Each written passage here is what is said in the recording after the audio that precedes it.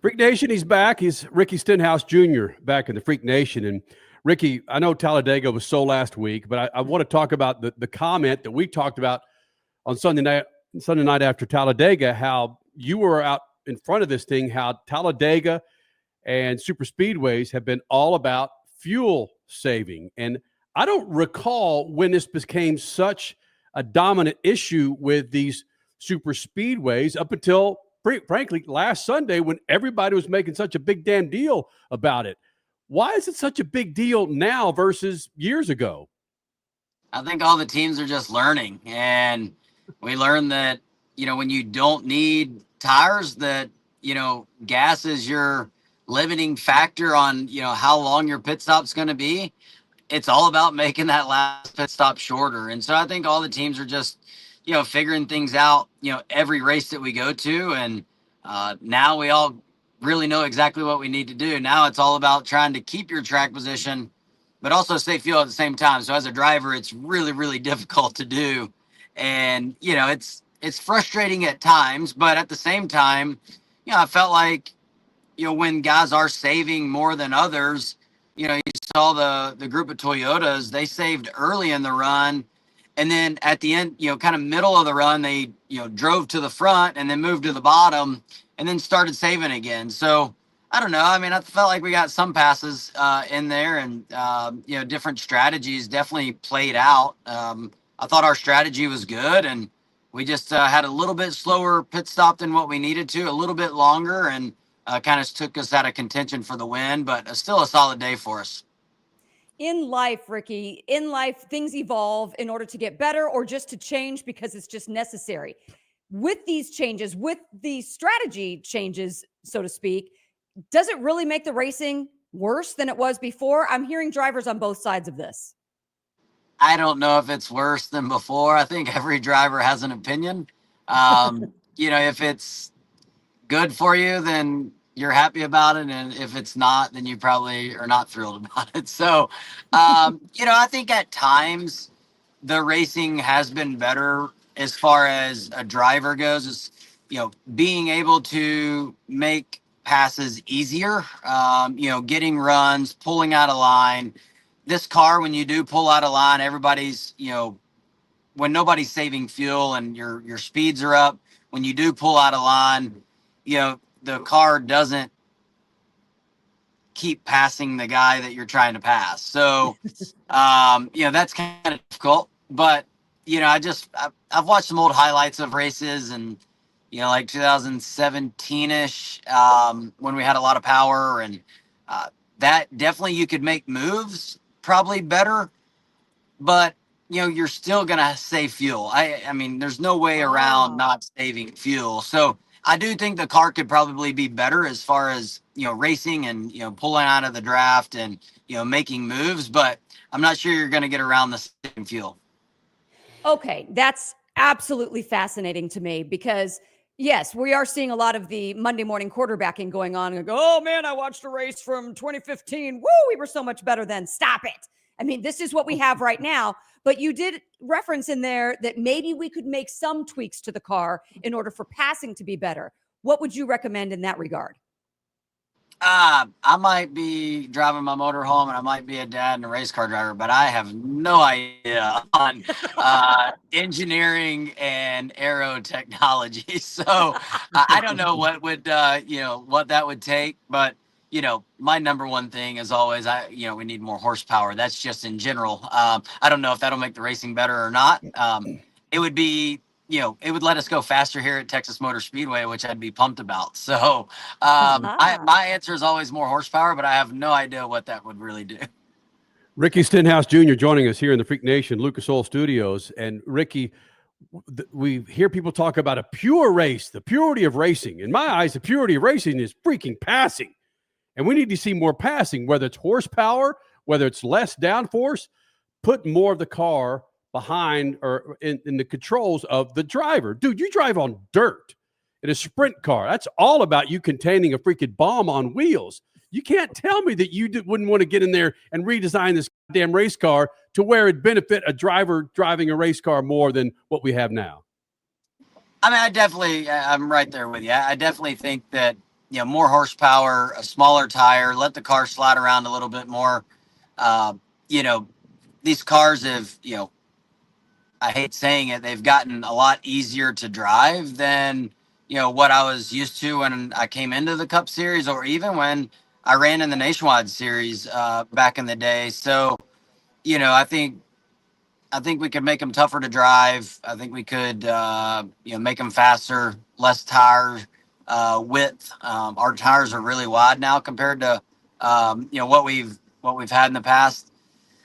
But I think, as far as pure races go, I think, Bristol was a NASCAR pure race, right? Like Mhm. it was long green flag runs, it was pit stops, the fastest car dominated, and the one that executed Talladega won the race. And so, there was no cautions that changed the outcome of those races. So those were pure races. And like the Bristol race, with Larson, I think there was only 8 cars on the lead lap or something. I feel like that's like a Richard Petty win from back in the day, what NASCAR was built on. Like, you'd look at a lot of those results and like the leader would be the only one on the lead lap. So, Mhm. Mhm. I guess you get, again, what you have now, people always want something different. Awesome. Ricky, deviating from the on-track stuff for a second here, you've mentioned your son a few times during this interview. I'm curious, it's been almost 1 year of having Stetson in your life. How has fatherhood been thus far, and how do you feel it has changed you as a driver, if at all? I don't think it's changed me as a driver, other than I was super bummed we didn't get to the win at Talladega because I wanted him there in victory lane. Mhm. I FaceTimed him in the fall at Talladega. They didn't make the trip down, so that was a bummer. But it's just really fun and really enjoyable, watching him change. I feel like he changes every single day, and it's just fun. I can't wait to, play and run around outside with him. And if he wants to race go-karts or ride go-karts, dirt bikes, you name it, I'm looking forward to that part of it as well. That's going to be a blast. That's Oh. awesome. And then I got to ask, I've always seen you as one of the more physically fit guys in the garage area, very in tune with your body and mentally and physically. Coming out of this off week, Talladega began what's going to be a 28-week marathon to the finale.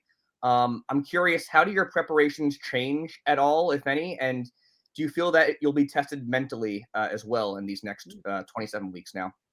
I think you're always tested mentally in these races. They're long races.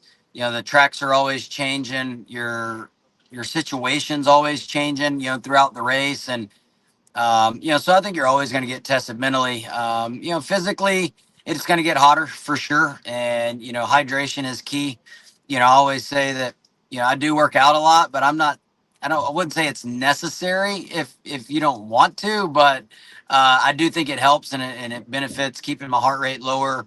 Coming off the off week, I'm trying to get back in the swing of things. I did not do anything in the gym for that whole off week, so I'm still working on getting back in the swing of things. But yeah, like you said, it's a long marathon to the end of the season. A lot of different tracks, a lot of different temperatures, a lot of different challenges, and I'm looking forward to that. I think I prepare enough for that. But if things are going well in the race car, the car's handling like I want, then everything is easy. Yes. How do you prepare for a track like Texas versus an Indy or a Daytona or a Talladega? What's different about the mile and a halves that might be easier or more challenging? Well, on the workout side of things, I prepare for every race really similar. On the, I guess, notebook side of things, the classroom side of things, at Talladega, I'm studying, different moves, different drafts, what moves guys are making, getting down close to the stage end, how they're getting to pit road. Here at Texas, I'm more looking at, driver line, driver throttle and brake and steering positions, what guys are doing on restarts to make up positions. This racetrack can be tough to pass once you get going. And so those restarts are really critical in having a good race and getting yourself to the front. And then, we do have green flag pit stops here a decent amount of time. So how far can I drive off a turn 4 to get to pit road and, make up as much time as I can. Things like that are what I prep for. Oh, wow. Are you guys in a good mindset family wise in which you can be like, I'm in the classroom for the next 8 hours. Can you please take our son and go? And then I promise I'll come back at dinner. Are you in that frame or is it too difficult? I generally do all my studying at night. So Stetson's asleep. Sometimes Madison's asleep as well. I'll stay up hour or two later and kind of deep dive into some of that. So that's when I do most of my studying. Ricky Stenhouse Jr. here in the Freak Nation, again, getting set for Texas. Ricky, a couple of things. One is, speaking of studying, have you studied up on these new damn rules when it comes to the All-Star race, my friend? No.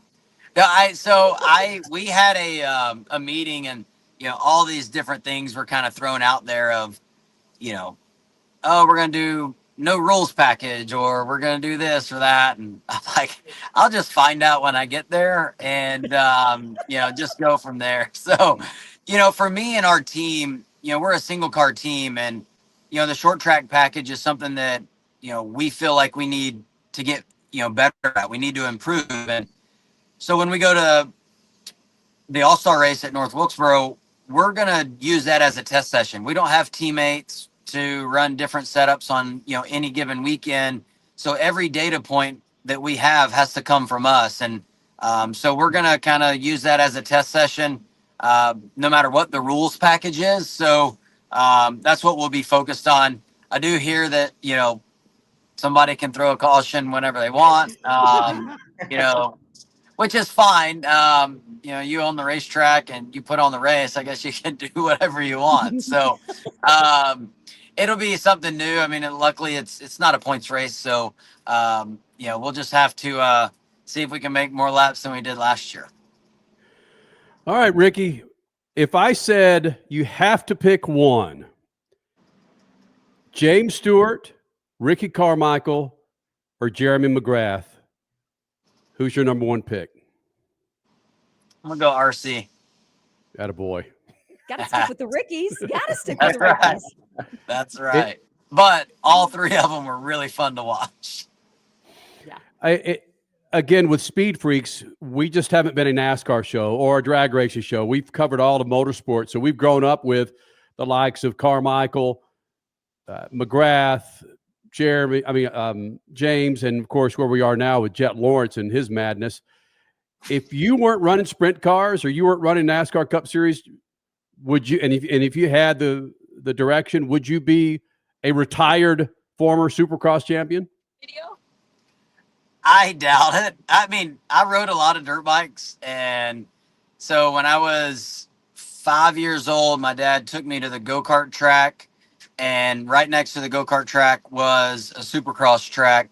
We took my PW50 out there. A friend brought their go-kart, and I spent half the day on the Supercross track. I spent half the day on the dirt go-kart track, and basically on the ride home, my dad asked me which one I wanted to race, and I picked the go-kart. So I rode dirt bikes for the rest of my childhood growing up, and I don't ride as much anymore, but I doubt I would have been a Supercross champion. I don't know. I liked woods riding a lot. We had a lot of fun woods riding.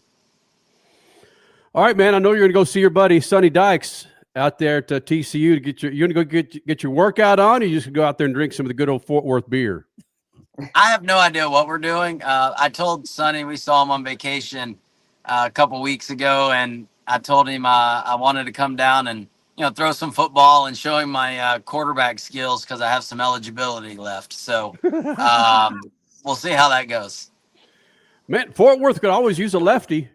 That's right. He hates left-handed quarterbacks, he says. So he doesn't. He was telling me he feels like his son's left-handed, but he was teaching him to throw a football right-handed. No.